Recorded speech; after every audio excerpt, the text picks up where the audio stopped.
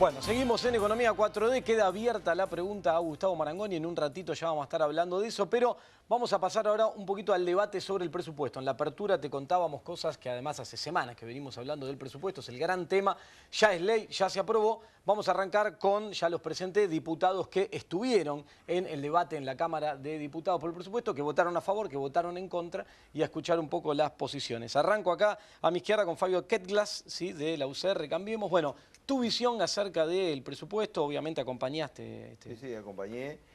Bueno, yo creo que la Argentina tiene que construir una cultura presupuestaria. Digamos, es un instrumento, ahora le damos envergadura, pero muchos años en que el presupuesto pasó sin la importancia que tenía que tener.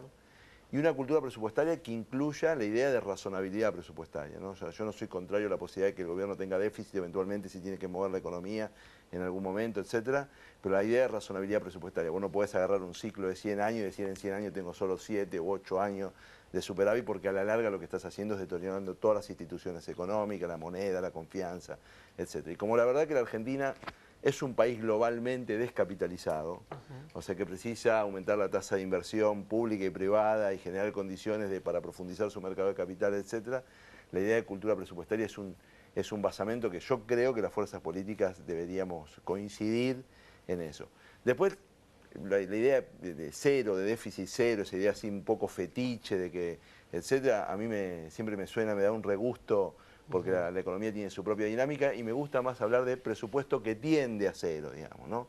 O sea, después, trimestre a trimestre, yo espero que los administradores económicos adviertan de si el cumplimiento de las pautas presupuestarias mejoran la funcionalidad económica o no mejoran la funcionalidad económica, y es mejor venir al Parlamento a conversar sobre cómo va la economía que aferrarnos a un fetiche como fue en la década de los 90, ¿no? Que puede complejizar las cosas y hundir. Eventualmente, en el caso argentino, puntualmente, y quiero ser lo más sincero posible con la audiencia y con lo que yo pienso, cuando vos estás en una situación de déficit profundo y no tenés prestamistas, digamos, se te escapó el riesgo país, se te retiraron todos, nadie te quiere prestar, vos estás obligado a hacer una gestualidad de control presupuestario importante, y el gobierno se puso en esa situación y me parece que es de responsabilidad acompañarlo en ese sentido. Ahora, eso es una cosa que es una opción de coyuntura y no debe ser un fetiche por todo el tiempo. O sea, en el caso argentino, si baja el riesgo país, etcétera, tenemos que tener un presupuesto que atienda a las necesidades económicas y sociales de la Argentina. En el marco de las restricciones que tiene ese esfuerzo que siempre se dice remanidamente, 76% es gasto social, etcétera. No, todo el peso del acercamiento a cero no es sobre el gasto, hay gasto e ingreso, se fue sobre el sector externo porque se supone que la devaluación dio una rentabilidad extraordinaria, etcétera, digamos, y responde a esa lógica. Pero me parece que es un instrumento que es útil y que hay que usarlo con la prudencia y la responsabilidad del caso. Fabio, vos mencionaste el tema de la filosofía presupuestaria y nosotros con nuestra primera formación universitaria es económica, compartimos el criterio presupuestario. Ahora vamos a la priorización de partidas, ¿sí? Y este tema de priorización de partidas, ¿en qué escenario nos encontramos? Que la priorización está en asegurarle el pago, me refiero a los intereses de la deuda, versus muchas partidas muy delicadas, salud, educación, ciencia y tecnología. Pero ahí hay un planteo, porque la Argentina, que se propondría defoltear, el costo de defoltear, el impacto social negativo de defoltear, de no priorizar el pago de la deuda, es más alto que el costo social eventualmente negativo de vos pretender ordenar las cuentas y generar un imaginario, porque en definitiva con el presupuesto hablamos siempre de futuro, ¿no? Un imaginario de responsabilidad que te permita acceder a mercados, etcétera. La Argentina es un país, digamos, defolteó 5 veces en 130 años. Y la experiencia... Roque Fernández, docente universitario del SEMA, ortodoxo, lo que está sentenciando es: están pateando el default si no tienen un superávit fiscal el año que viene del 4%. Bueno, a ver, eso es lo que dice Roque Fernández. Sí. Esa visión catastrofista de la economía... Si la Argentina... Yo un ortodoxo. En la Argentina la visión catastrofista de la economía la hemos compartido todos según el posicionamiento que estamos. Cuando sos opositor, sos oficialista, etc. Yo la verdad que creo que si la Argentina la recaudación le va ganando al gasto mes a mes, las personas que le prestan a la Argentina van viendo posibilidad de solvencia y es negocio prestarle a la Argentina, digamos. Porque una buena pregunta que los argentinos nos podríamos hacer un poco entre café y entre academia es por qué cada vez que defolteamos después nos vuelven a prestar. después no vuelven a prestar porque es negocio prestarle a la Argentina eventualmente. La Argentina funcionando tiene que salir del escenario catastrofista. Digamos, a mí no me parece bien que la Argentina encare los ajustes económicos sin pensar en quién impacta, pero tampoco comprar esos relatos, porque yo te digo, si eventualmente la cosecha, tampoco soy naif en el discurso positivista, de que viene el trigo y salimos para adelante. Vení del UCR, es una variante. Claro, tampoco soy naif en ese sentido, porque volver a pensar en el año 2018 y que una buena cosecha nos salva, también implica una especie de subestimación a nuestros oyentes. La Argentina, para salvarse, si eventualmente ese término valdría la pena ser usado, debe trabajar mucho y bien. Nosotros, en el Parlamento, ejerciendo los controles públicos, los administradores públicos y los servidores públicos en ese lugar, la oposición haciendo los saneamientos que corresponden, las empresas, y la mejor generación de condiciones que todos puedan ejercer su rol de una manera eficiente, comprometida, alineada, etc. Y eso, el presupuesto es condición de eso, ¿no? La Argentina no podía ir a cualquier presupuesto. Así que en ese sentido, y con estas restricciones, creo que es un buen presupuesto. A ver, Adrián, obviamente tu posición es contraria, votaste en contra del presupuesto. ¿Cuál es tu lectura de esto? Sí, lo primero que hay que pensar es que el presupuesto no es un ejercicio contable. No le pasa lo mismo que a una familia, a un país, que tiene un salario fijo, una familia que, en el mejor de los casos, y que tiene una cantidad de gastos, entonces ve cómo lo administra.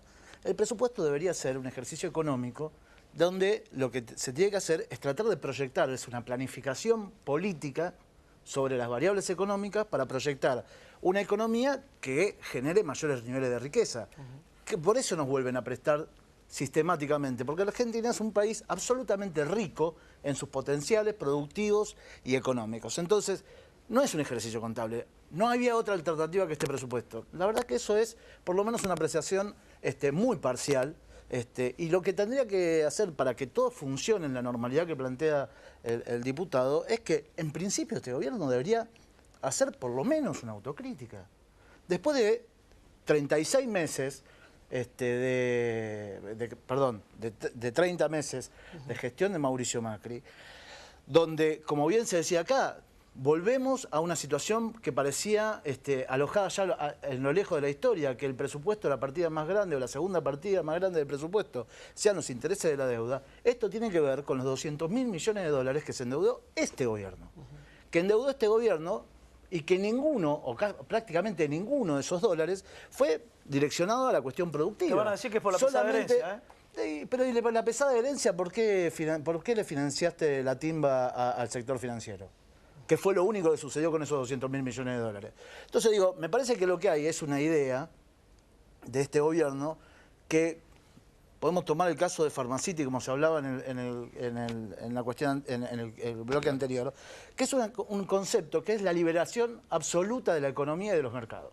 Entonces se libera y sobrevive el más fuerte. En este caso, bueno, viene Pharmacity, puede hacer lo que quiere y está en la corte tratando de buscarle la vuelta para favorecer esto, sin pensar en lo que significa una política, en este caso sanitaria, y el rol que tienen las farmacias en ese sentido. Bueno, acá, por fuera de esta situación, el gobierno de Mauricio Macri, ¿qué hizo? Liberalizó el comercio exterior.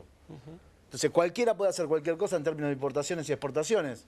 Ahora pegó un volantazo y vuelve a poner retenciones. Pero antes, lo que nadie todavía dice es cuándo se liquidan las retenciones, porque en el gobierno anterior, en nuestro gobierno, había 30 días para liquidarlas que nos ingresen los dólares a la Argentina, efectivamente. Hoy no hay tiempo para liquidar, entonces se les cobra exportaciones, pero liquidan cuando quieren, si quieren, inclusive a 10 años. Eso implica que no entran los dólares. Entonces digo, hay un desquicio en términos de esta concepción liberal, de liberalizar toda la economía, comercio exterior, mercado financiero, todo el mercado hace lo que quiere y por lo tanto los argentinos y las argentinas, como está pasando, como pasa con los docentes, como pasa con los trabajadores, hoy a la mañana estuve reunido con los trabajadores de Canales, de Lomas de Zamora, que tienen la planta cerrada, que hace 4 meses que no cobran, se está fugando, se fuga el empresario, por suerte ahora tienen los bienes productivos a custodia de los trabajadores, afortunadamente. Ahora, un trabajador nos contaba, yo tengo 16 años de antigüedad en la fábrica. Mi papá trabajó 45 y mi abuelo y mi abuela, que también tuvieron 45 años dentro de la empresa, se conocieron ahí. Eso es lo que está rompiendo. Y nos hablan de cultura presupuestaria. pasamos de la cultura del trabajo y la producción a reivindicar la cultura presupuestaria. Por favor, hace falta una profunda autocrítica del gobierno y redireccionar absolutamente la economía lo antes posible, porque el futuro es peor de lo que esté presente. Bueno, vamos a pasar con la docente, ¿no te parece? Bueno. Justo uno de los afectados bueno, de este nuevo presupuesto. Y me refiero a María Laura Torres, secretaria general adjunta de SUTEBA. ¿Qué tal? Bueno, ¿Son de los principales afectados por el presupuesto? somos parte de los trabajadores, ¿no? Yo los escuchaba y no soy, claro, ni diputado ni diputada, ni tampoco economista, pero yo estuve también ayer, pero estuve del lado de afuera, con miles y miles de trabajadores, porque en realidad, compartiendo parte de lo que planteaba el diputado Grana, en realidad no es un asiento contable el presupuesto. Y en la vida cotidiana de un trabajador es muy difícil explicar lo que el otro diputado de Cambiemos planteaba. ¿Por qué? Porque en realidad la vida cotidiana es que el presupuesto del año pasado, si yo lo miro en términos reales de hoy en la provincia de Buenos Aires, el salario que nos está proponiendo la gobernadora Vidal es un salario a la baja. Estamos perdiendo ya un 10% del poder adquisitivo. Y cuando uno mira el presupuesto a nivel nacional y también ya ahora en el orden de la provincia de Buenos Aires, la situación de educación pierde terriblemente, un 69%. El salario concretamente pierde mucho, y en infraestructura. Nosotros, ¿por qué ponemos lo de infraestructura ahí? Porque tiene que ver con las condiciones de trabajo, casi no hay que explicarlo. La situación de un Estado caso Moreno, de un Estado que se retira, la desidia de un Estado que se retira con políticas de gobierno que frenan la infraestructura, hace que explote una escuela y mueran 2 compañeros. Pero uno puede dar cuenta también de la realidad hoy. En Moreno hay 274 escuelas. Hace más de 3 meses que explotó la escuela 49. ¿Saben cuántas escuelas el gobierno de la provincia de Buenos Aires hizo que hoy estén abiertas dando clases? Solo 25. Y es gravísimo, porque hay miles y miles de alumnos que no tienen clases desde hace más de 3 meses y medio. Porque por pero miedo, no por un paro docente, que ocurra lo mismo, por eso lo dice. No, pues están cerradas por el desastre de infraestructura. Por eso, por miedo que ocurra una peligrosas. tragedia. Exactamente. Porque bien. las ha cerrado la propia Dirección General de Escuelas frente a pérdidas de gas, caída de techo, la situación de electricidad, y que todavía no la han podido arreglar. Una pregunta, antes de preguntarle ahora, que quiero ver qué dice Marcelo Fernández sobre el tema del bono. Ahora ya enseguida sobre el tema del bono. ¿Ustedes no reciben bono, ni bonito, ni nada? ¿Cuál es la situación? No, hasta acá no hemos tenido... Mira, la última paritaria docente en la provincia, en el gobierno de la señora Vidal, fue el 23 de octubre, y autoritariamente, después de nosotros haber rechazado todos los sindicatos del Frente Unidad, ese 30% que nos proponían en esa mesa, la gobernadora firma un decreto, bueno, de la forma autoritaria como está haciendo su gobernación, y nos da ese 30% con un salario en el mes de diciembre de 12.500 pesos, diciembre del 2017. Un 30% a partir de octubre, cuando el INDEC planteó que la inflación ya en septiembre era mayor al 30%. Quiere decir que quedó clarito por qué rechazamos ese 23 de octubre la propuesta. A partir de ahí no tuvimos ningún acercamiento, pero no por motus propio, sino porque el gobierno de la señora Vidal no nos convoca, no habla con los representantes docentes, no habla con los docentes. Disculpame, y el bono, en absoluto. Nosotros no vamos a rechazar un bono, pero nosotros sí decimos, el bono será un paliativo, pero queremos soluciones en serio. Y la solución en serio es, por lo menos, empatar con la inflación, por lo menos. Disculpame, no les obliga. Un diputado de Cambiemos quiere la palabra y nos cuesta mucho que vengan los referentes de Cambiemos al programa. Lo primero que yo voy a coincidir acá con el colega diputado, porque yo nunca dije y no creo que el presupuesto sea un asiento contable. Yo creo que es un instrumento político importante, por supuesto. Si no, no se discutiría en el Congreso. Y creo que la referencia que el Ejecutivo propone y el Parlamento en definitiva vota en el presupuesto son señales políticas clarísimas, porque cuando uno impone, desgrava, grava, etcétera, está dando señales, por supuesto. O sea, lo que quiero decir en ese sentido, no minusvaloro, y por supuesto que estoy a favor de que la Argentina sea un país de trabajo, de producción, de inclusión.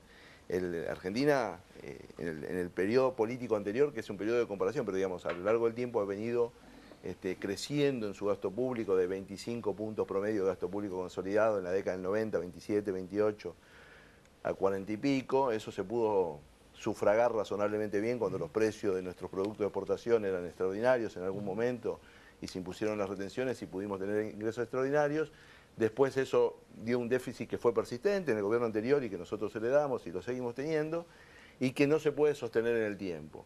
Pero si vos me preguntás a mí, yo creo que Argentina tiene que tender a tener una política fiscal más suave, más benévola con la producción, por supuesto, Bien. porque la forma de inclusión social de la gente es el trabajo. Pasamos con Marcelo Fernández. Vamos a presidente preguntarle, sí, ya está. Sí. Marcelo Fernández es presidente de la CEGERA, además es empresario textil del sector PYME.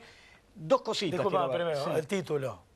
Conocimos los datos de la semana pasada, desagregado la caída de la industria, 11,5 de la industria y la actividad de ustedes septiembre, 24,6 de caída. Sí, 50% de la capacidad instalada en uso del sector textil y en un promedio del 60% son los números que dio el INDEC, con lo cual la verdad que los números que estamos viendo hablan a las claras de la situación que estamos, la pequeña y mediana empresa y sus trabajadores, porque esto no es que sea solamente el empresario está con una problemática importante.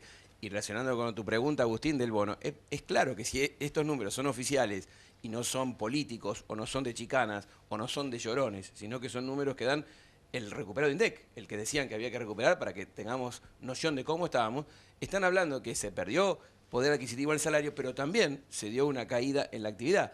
Este bono no es nuevo. Nosotros en otros años, cuando nos ponían a fin de año porque habíamos acompañado la inflación, que una palabra que por ahí antes no la podíamos nombrar, pero cuando decían que había habido aumento de precios, el salario se había quedado. Entonces todos los gremios, absolutamente todos los gremios productivos, se sentaban y le decían queremos abrir la paritaria o denos un bono.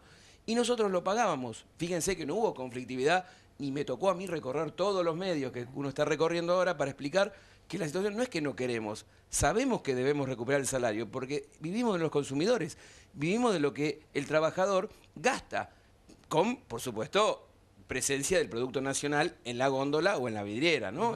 Que hoy no está ocurriendo, dado el aumento de importaciones, vemos gran cantidad de producto importado. Pero hay algo que también estamos planteando que dejó a muchos pensando. Si nosotros suponiendo que pudiéramos llegar a abonar la primer cuota ahora que, como dijimos, es extemporáneo, porque viene con el medio aguinaldo y las vacaciones. Parece un chiste, parece que alguien dijo, vamos a ponerle más peso. Pero bueno, supongamos, yo pregunto, Agustín, Gustavo, ¿irá al consumo o irá para pagar deudas?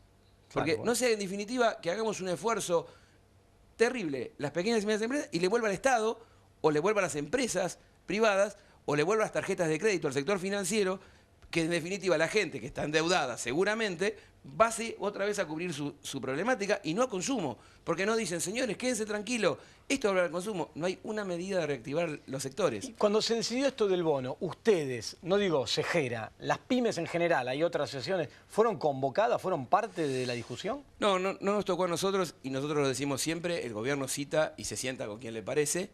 Habíamos sido, sí, convocados al Consejo PYME, del cual somos integrantes, pero esta reunión que se armó con la CGT fueron algunos que después decían un acuerdo a todo título, sector empresario, sector trabajador y gobierno se pusieron de acuerdo. Yo vi a los que supuestamente habían estado que después lo negaron, o sea, no estábamos de acuerdo, porque claro, las bases saltaron, dijeron, pará, ¿qué arreglaste? ¿Estás loco? Porque esto debía haber sido en una batería de medidas, ¿no es cierto? No solamente el bono. Y fíjense que gracias a los medios, gracias al espacio que tuvimos nosotros y que el cual estamos muy agradecidos, no es el mismo, digamos, el mismo decreto que salía ese lunes. Tardó 9 días y si ustedes lo leen... Y faltarían hacer más ajustes que lo que hablamos de ganancias, ¿no? Claro, pero fíjense que si ustedes lo leen, prácticamente permite la negociación casi a nivel empresa y sí de partes en los sindicatos, o sea, y trabajadores, con lo cual nos permite sentarnos y decirle, muchachos, si ustedes ven que suspendí gente, no abro mañana, o tengo media jornada, o no doy horas extras, ¿cómo quieren que me haga cargo de esto si no tengo trabajo? Que vuelva al trabajo y nos sentamos a discutir de vuelta. Marcelo, ¿le podés pasar el micrófono a Pero Isabel? cómo no, A Isabel. Le vamos a preguntar a Isabel, bueno, el tema del bono. No hablemos ahora del caso Farmacity, el tema del bono del sector farmacéutico a las farmacias que vos representás por la provincia de Buenos Aires. Sí, en realidad, bueno, nosotros se reabrió la paritaria del sector.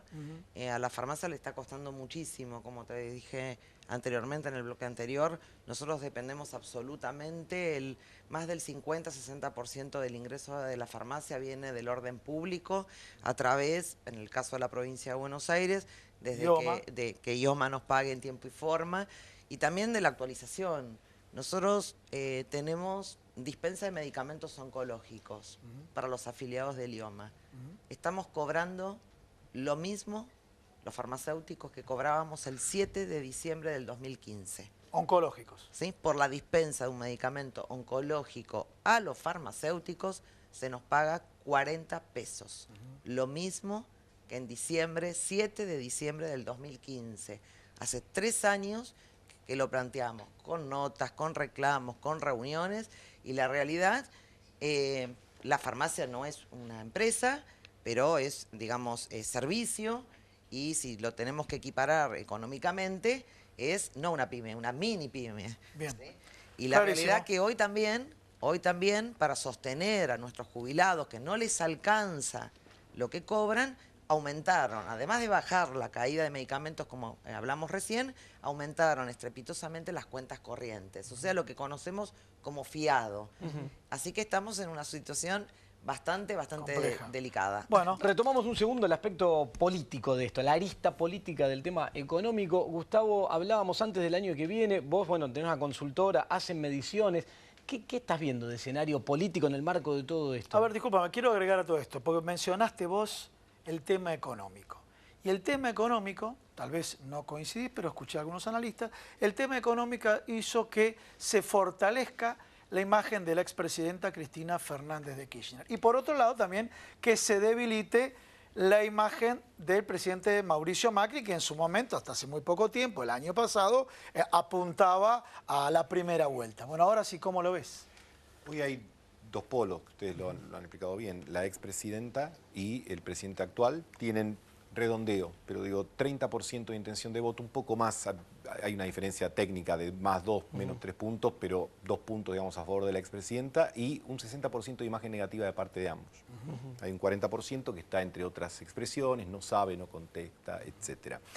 Yo les diría, si uno toma las 3 últimas elecciones presidenciales en Argentina, yo diría, ¿cuál es el escenario más improbable? Que pase lo que pasó en la Argentina en el 2011. En ese momento, la presidenta iba por su reelección, 54% de los votos. Bueno, yo creo que ni aún los oficialistas actuales más entusiastas piensan que el presidente podría sacar un porcentaje así, salvo que, no sé, la soja valga $1000 por ahí. Es muy improbable. Segundo escenario, que yo creo que es el que más deseara al gobierno, es decir, un escenario más parecido al 2007.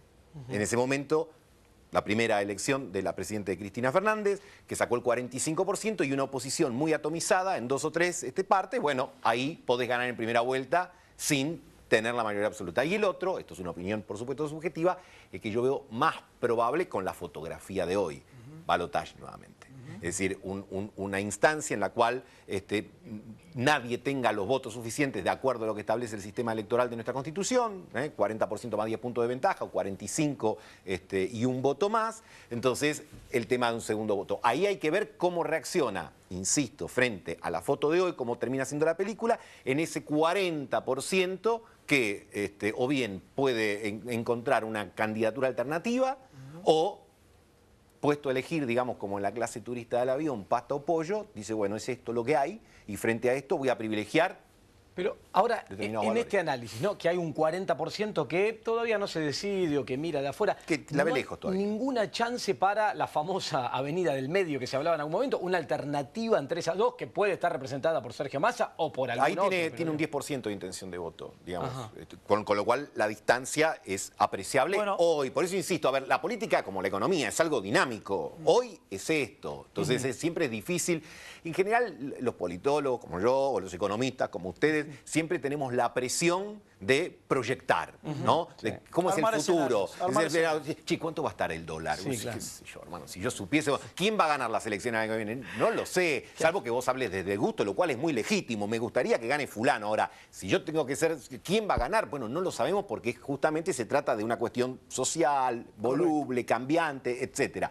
Pero me parece, digamos, que el escenario estaría entre una elección 2015 o una elección 2007, ¿no? Lo que tiendo a creer que está descartado. Gustavo, el presidente de la Nación eligió en su momento polarizar con Cristina Fernández de Kirchner. Sí. Ahora, de alguna manera, viendo las encuestas, porque le llegan las encuestas, de propias consultoras que ellos contratan, dice, ¿me conviene o no me conviene polarizar con Cristina? Primera pregunta. La segunda pregunta es, Cristina Fernández de Kirchner, porque Macri dijo, voy a ser presidente, puedo candidatearme. Cristina Fernández de Kirchner todavía no se postuló. ¿Cómo ves el escenario? que tiene intenciones de, porque por ahora escuchamos el silencio. Sabemos que Máximo Kirchner está trabajando per se, construyendo alianzas, pero ¿realmente se va a postular o no se va? Y si no se postula, ¿puede ocurrir el efecto Lula acá, que lo siguió un Fernando Haddad que no lo acompañó el electorado? Yo creo que el gobierno sigue pensando que Cristina Fernández de Kirchner es el rival más funcional en el sentido de poder establecer esos claroscuros que establece el gobierno con todo el discurso que ya sabemos. En el caso de la expresidenta creo que es la que menos urgencia tiene para cualquier tipo de definiciones. Puede esperar, si tuviese que utilizar una imagen simple y fácil, diría, puede esperar hasta 5 minutos antes del cierre de lista para anunciar si va a ser candidato. ¿Y si pasa el efecto Lula? Volvemos a lo mismo, uno no lo sabe, pero me da la impresión que tiene... a ver, ¿qué le dice a otros candidatos? Vayan y caminen. Bueno, habrá que ver si ese caminar supone mover el amperímetro. Si no lo mueven, si en marzo o en abril aquellos que salieron a caminar siguen teniendo los 3, 4, 5 puntos de intención de voto, ahora me parece que deviene un poco abstracto el tema, salvo que tuviese, vamos a utilizar para ella un lenguaje que utilizaba bastante el expresidente Menem, impectore, salvo que tenga un candidato impectore al que ella decida jugar todo por el todo último momento, pero la verdad no lo sé, es especulación pura de mi parte. Lo que digo es que hoy por hoy no tiene urgencia. El presidente ya tiene, digamos, la tríada o el tridente ofensivo, que es él, Vidal y Larreta. Y bueno, eso es una fortaleza comparado con una oposición que no tiene... Siempre ser oficialista te da, aún en circunstancias de crisis, ser oficialista tiene ventajas, digamos, ¿no? Sobre todo en un contexto digamos, de manejo de recursos, etcétera, tiene ventajas, indudablemente. Bien. Bueno, nos queda poco tiempo. Gracias. Simplemente una muy cortita para antes del cierre. Marcelo, no sé, ahí tenés el micrófono a mano. Marcelo, sector PYME complicado, provincia de Buenos Aires, vos estás mucho en la provincia de Buenos Aires, corta porque se nos va el tiempo, también está tratando el presupuesto. ¿Cómo ves esa situación de presupuesto? Que hay recorte para el sector productivo en las áreas del Ministerio de Producción, lo estamos viendo, realmente no hay muchos programas en la provincia de Buenos Aires, sabemos que el ministro Tizado hace muchos esfuerzos para poder atendernos a todos, pero no tiene programas y realmente si no bajan las tasas de interés fuera de que esté tratando este presupuesto, que lo van a discutir muy bien los diputados y senadores, pero si no empezamos a volcar dinero a la producción y al trabajo y volver a esa cultura, realmente es muy complicado. Y una pequeña, Agustín, hoy se cumplen 3 años del debate, yo creo que no es menor y sugiero volver a verlo porque realmente marca muchas cuestiones que por ahí no nos ponemos de acuerdo los argentinos y sería bueno que lo miremos para recordar qué se nos dijo en aquel momento. Bueno, nuestro carácter de docente universitario con Agustín, no queremos fallar, muy cortito, tenemos que cerrar ya, pero como docente María Laura Torre, bueno, medidas de fuerza, ¿cómo viene el escenario? Sí, eso, muy cortito. Ayer en el marco del Frente Unidad Docente Bonaerense resolvimos para la semana próxima la continuidad del plan de lucha, así que el día martes estamos realizando un paro de 24 horas, el Día de la Soberanía Nacional. Sin educación no hay soberanía posible, con un acto frente a la Casa de la Provincia de Buenos Aires, y el día miércoles va a haber una jornada con delegados en los distritos también denunciando el presupuesto provincial y queremos salarios dignos, escuelas seguras. Bueno, primero tenemos que agradecer a todos, especialmente al diputado de Cambiemos, porque como lo dije, hay que estar acá, realmente uno recibe de todos lados más perteneciendo al gobierno. Bueno, esto es la democracia y el debate que enriquece, ¿no? Lo que intentamos acá es escuchar a todos, que hablen, que intercambien ideas, que puedan expresarse, cosa que en otros programas no ocurre, no lo permiten. Y que del otro lado te quede lo que escuchaste y saques tus propias conclusiones. Señores, nos vemos la semana que viene acá en Economía 4D. Chau. Chau.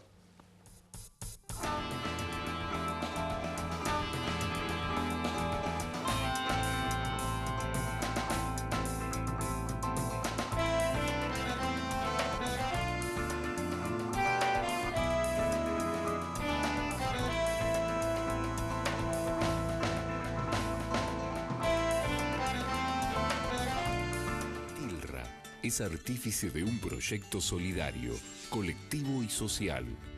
Es una realidad que crece, se desarrolla, vive y se multiplica, pero sobre todo permanece en el tiempo. Atilra, más de 70 años sembrando de sueños el camino. Cuando la salud está en peligro, el único remedio es la justicia. Si en las provincias se derogan las leyes sanitarias, las farmacias de barrio pueden desaparecer. Decile no al monopolio. Es un mensaje de la Confederación Farmacéutica Argentina, a favor de la ley, a favor de la salud.